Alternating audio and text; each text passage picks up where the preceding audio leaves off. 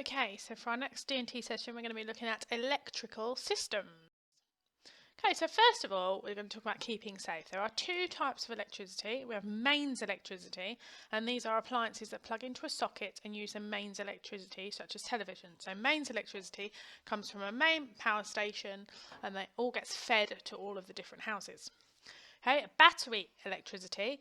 These are appliances that work without having to be plugged into a socket, and they use batteries to power them, such as mobile phones or remote controls or light bulbs if we're using our circuits today. Okay, thinking about keeping safe then, mains electricity can be really dangerous.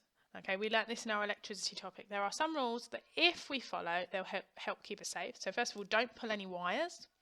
Don't put our fingers into sockets, and don't use radios, hairdryers, anything really electrical near water. Okay, don't climb trees near power lines. Hoping you wouldn't be climbing trees near power lines, and don't fly kites or anything else near power lines. Okay, right, let's pose a question then. When would we need light which uses non-mains electricity? So when would we need a light that doesn't need to be plugged in? I just want you to pause the video here and have a little bit of a brainstorm to yourself. When might we need a light without having to plug it in? Okay, so if something needs to be portable, so we want to move it around, we don't want it to be stuck in a plug all the time. If it's going to be used by children, if it's to be used in the garden, and if there is no supply for mains electricity. Okay, so what we're going to be doing over our D&T topic is that we are going to be making a battery operated light. Okay, so during this topic we're going to be deciding who our target market will be, so who will need this light, where the light will mainly be used and what for, and the design features, so what it looks like, what it has on it. Okay, so let's have a look at our circuits then. So we've got a series circuit here. Let's see if we can remember some of our scientific symbols. What can you tell me about the diagram, or what parts do these diagrams show? I want you to just pause the video here and have a go. Okay, so we've got the battery or the cell, we've got the wires, and we've got the lamp or the light bulb.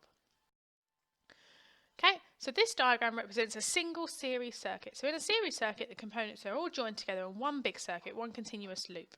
Okay, electricity passes through one part first and then moves through the next one. It's a continuous circuit all the way round.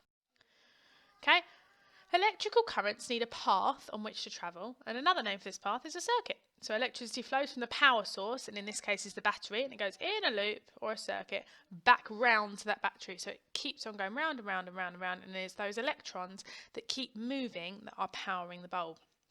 Okay, this means that electricity must start and finish at the same power source. If the circuit is not complete, okay, so if the circuit is broken, then electricity cannot flow through it properly. Okay, so a broken circuit means the electrons cannot carry on travelling around the circuit. They cannot get back to that battery to keep getting powered up. Okay, what you're going to do in your task is you have got a sheet with 6 circuits on, and I've put those scientific symbols there as well to remind you. What you're going to do is you've got a table underneath. You're going to tell me, will that circuit work, yes or no? And if it won't work, why won't it work? What's wrong with it? Okay, so you're going to pause the video here and have a go at that task. Then you're going to come back to the PowerPoint because you've got another task ahead of you. Okay, so would this work as a circuit in a lamp? Let's have a think. Oh yes, it would. The lamp would light up, but it would be on permanently, all the time. Okay? How could we make it easier to turn the light on and off? Have a think to yourself. What could we use to make it easier to turn the light on and off? We could use a closed switch, an open switch. We could use a switch, okay? Because when we close the switch, the electrons can travel around and they can light the bulb, but when the switch is open, it breaks the circuit and it will turn off. It's a good idea to have a switch, okay, for when the light is not used, when we don't need it. Okay, so the outside of switches are often made of plastic, which is an insulator. We learnt this in our electricity topic. An insulator means it does not let electricity pass through it. or does not easily allow electricity to pass through it.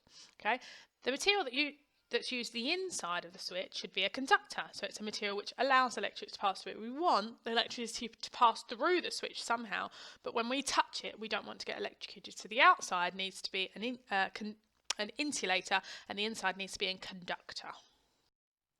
Okay, it's easy to make our own switch. Okay, we have done some of these in science before, so you might need to remind yourself. We've got split pins, paper clips, card or plastic.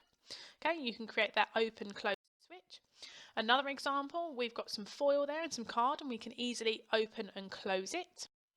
Okay, what you are going to do for your task is you are going to have a go at making your own switches. 1 or 2 switches from the sheet you're going to have a go at making. See if you can turn your light bulb on and off. Don't pause the video here yet, because I've got one more thing to say to you before you move on to your task.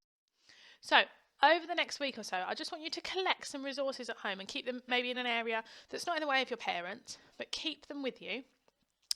And you're going to use those resources to actually make the outside of your battery operated light. We don't just want to see the circuit, we want to make it visually really good looking, like the torches and things that you have or may have seen at home.